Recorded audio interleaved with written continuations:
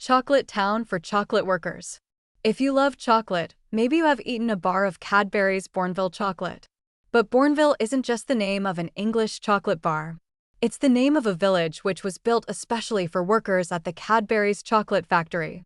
George and Richard Cadbury took over the cocoa and chocolate business from their father in 1861.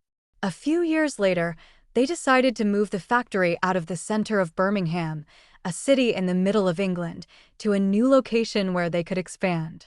They chose an area close to the railways and canals so that they could receive milk deliveries easily and send the finished products to stores across the country. Here, the air was much cleaner than in the city center, and the Cadbury brothers thought it would be a much healthier place for their employees to work. They named the site Bournville after a local river called the Bourne.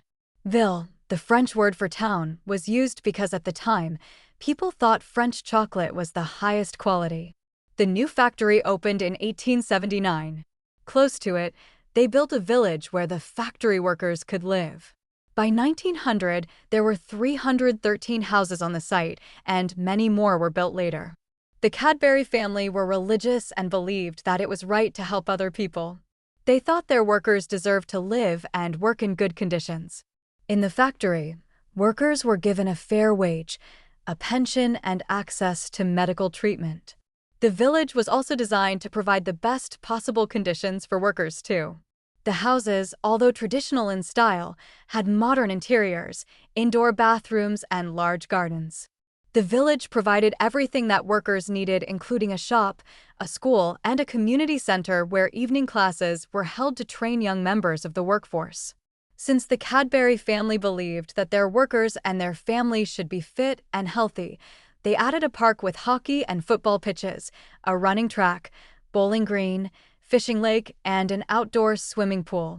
A large clubhouse was built in the park so that players could change their clothes and relax after a game. Dances and dinners were also held here for the factory workers, who were never charged to use any of the sports facilities. However, because the Cadburys believed that alcohol was bad for health and society, no pubs were ever built in Bournville. The Cadbury brothers were among the first business owners to ensure that their workers had good standards of living. Soon, other British factory owners were copying their ideas by providing homes and communities for their workers designed with convenience and health in mind.